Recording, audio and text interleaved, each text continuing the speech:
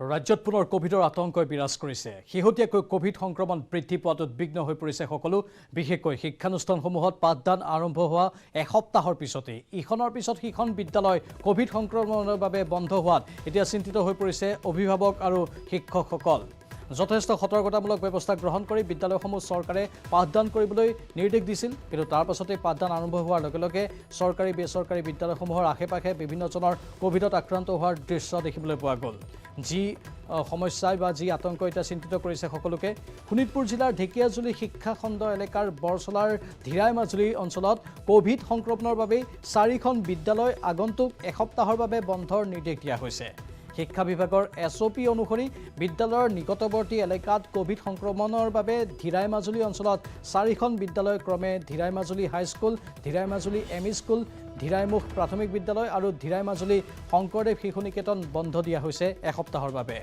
উল্লেখযোগ্য যে বৰ্তমানলৈকে বিদ্যালয়কেইখনৰ ছাত্ৰ-ছাত্ৰী কোভিড আক্ৰান্ত হোৱা নাই যদিও বিদ্যালয়কেইখনৰ নিকটৱৰ্তী এলেকাত বহুকেইজন লোক কোভিডত আক্ৰান্ত হোৱাৰ পিছতেই বিভাগীয় কৰ্তৃপক্ষই বন্ধ কৰিছে বিদ্যালয়কেইখন। কোভিড সংক্ৰমণ বৃদ্ধি হোৱাৰ প্ৰতি লক্ষ্য ৰাখি অঞ্চলটোৰ 4খন বিদ্যালয় বন্ধ হোৱাত এতিয়া অভিভাৱক আৰু শিক্ষাৰ্থীসকল উদ্বিগ্ন হৈ পৰিছে।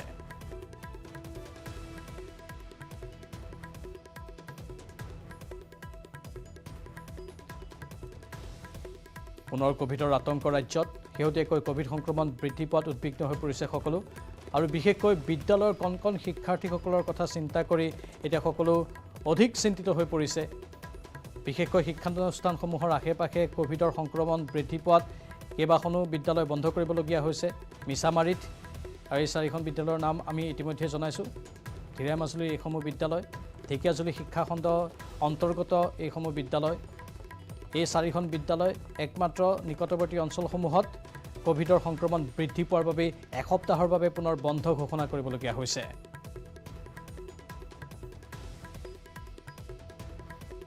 আমাৰ সতীৰ্থ সাংবাদিক হৰেণ ভূমিজ আছে পোনপটীয়া সম্প্ৰচাৰত।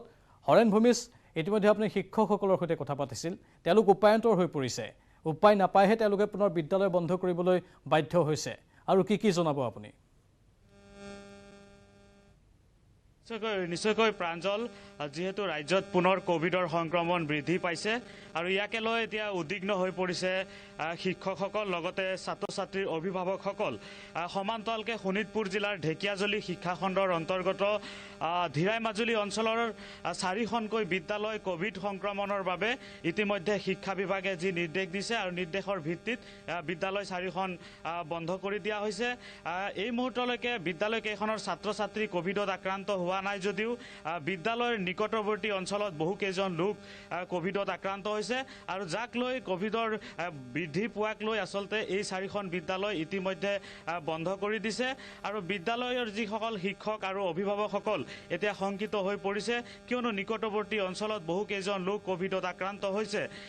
ইয়াৰ উপৰিও ছাত্ৰ ছাত্ৰীৰ অভিভাৱকসকলো কোভিডত আক্ৰান্ত হৈছে, ছাত্ৰ ছাত্ৰীৰ পৰিয়ালৰ লোক কোভিডত আক্ৰান্ত হৈছে, কিন্তু এই মুহূৰ্তলৈকে ছাত্ৰ ছাত্ৰী কোনো ধৰণৰ কোভিডত আক্ৰান্ত হোৱা নাই আমি জানিব পাৰিছোঁ।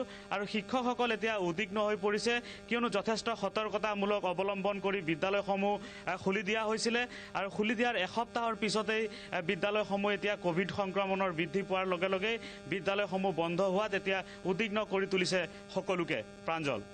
হৰেণ, এতিয়া এসপ্তাহৰ বাবে বন্ধ দিয়া হৈছে এইসমূহ বিদ্যালয়, যদি প্ৰয়োজন হয় আৰু বন্ধ বৃদ্ধি হ'ব পাৰে তাত? নিশ্চয়কৈ সেই কথা আচলতে উমান পোৱা গৈছে, যিহেতু নিতৌ আচলতে কোভিডৰ সংক্ৰমণ বৃদ্ধি পাইছে আৰু গ্ৰামাঞ্চলতো এতিয়া কোভিডৰ সংক্ৰমণ বৃদ্ধি পাইছে। তাৰ ভিত্তিত আচলতে দেখা যায় যে আগন্তুক সময়ত হয়তো কোভিডৰ সংক্ৰমণ বৃদ্ধি পায়। এনেধৰণে বিদ্যালয়ৰ যি বন্ধ এসপ্তাহ দিছে, আগন্তুক সময়ত হয়তো বৃদ্ধি পোৱাৰো আশংকা কৰা হৈছে। প্ৰাঞ্জল, সেয়া যিয়ে নহওক আচলতে শিক্ষা বিভাগে এই ক্ষেত্ৰত যথেষ্ট সতৰ্কতামূলক ব্যৱস্থা লৈছে, সেইবাবে আগন্তুক এসপ্তাহলৈ এই 4খন বিদ্যালয় বন্ধ কৰি দিয়া হৈছে। ধীৰাই মাজুলী হাইস্কুল, ধীৰাই মাজুলী মধ্য ইংৰাজী বিদ্যালয়, ধীৰাইমুখ প্ৰাথমিক বিদ্যালয়, ইয়াৰ উপৰিও শংকৰদেৱ শিশু নিকেতন নামৰ এখন যি বিদ্যালয় আছে বেচৰকাৰী বিদ্যালয়, সেইখনো বিদ্যালয় বন্ধ কৰি দিয়া হৈছে কোভিড সংক্ৰমণৰ ভয়াৱহতাৰ প্ৰতি লক্ষ্য ৰাখি। প্ৰাঞ্জল, ধন্যবাদ জনাইছোঁ হৰেণ এইখিনি তথ্যৰ বাবে। পৰৱৰ্তী সময়ত আমি পুনৰ আপোনাৰ সৈতে যোগাযোগ কৰিম।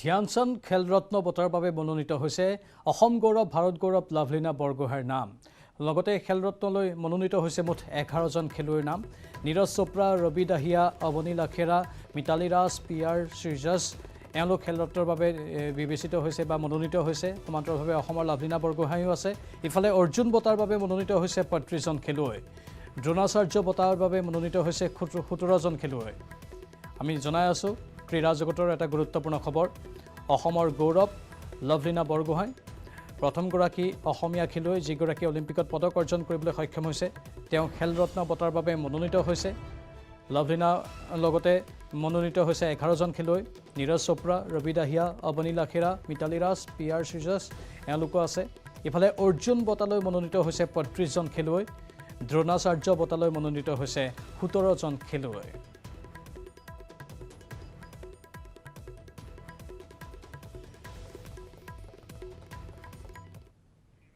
হুজাৰ কৃষ্ণনগৰ 13 নম্বৰ ৱাৰ্ডত নিশা উত্তেজনা বাইক চুৰ কৰিবলৈ অহা দুটা চোৰক খেদি ধৰিলে ৰাইজে সন্দেহজনক চোৰ দুটাক কৰায়ত্ব কৰাৰ পিছত সৃষ্টি হ'ল তীব্ৰ উত্তেজনা উত্তেজিত ৰাইজে চোৰ দুটাক সোধাই উত্তম মাধ্যম আৰক্ষী উপস্থিত হৈ উদ্ধাৰ কৰে চোৰ দুটাক ধৃত দুটা নাগালেণ্ডৰ আহুত আছুমি আৰু নীলবাগানৰ ছাইদুল ইছলাম হুজাৰ কৃষ্ণনগৰ 13 নম্বৰ ৱাৰ্ডত নিশাৰ ভাগত এই উত্তেজনাৰ সৃষ্টি হয় বাইক চুৰ কৰিবলৈ অহা দুটাকৈ চোৰক খেদি ধৰিলে ৰাইজে ইতিমধ্যে নাম জনাইছো নাগালেণ্ডৰ বাসিন্দা আহুত আছুমি আৰু নীলবাগানৰ ছাইদুল ইছলাম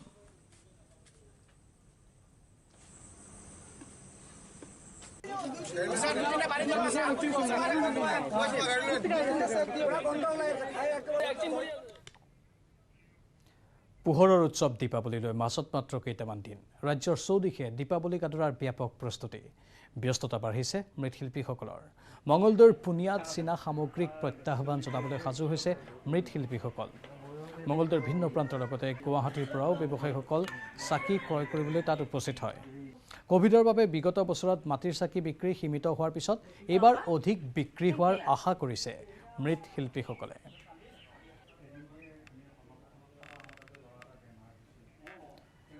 এই সন্দৰ্ভত মঙলদৈৰ পৰা অধিক জনাব আমাৰ সাংবাদিক নৱজ্যোতি মহন্তই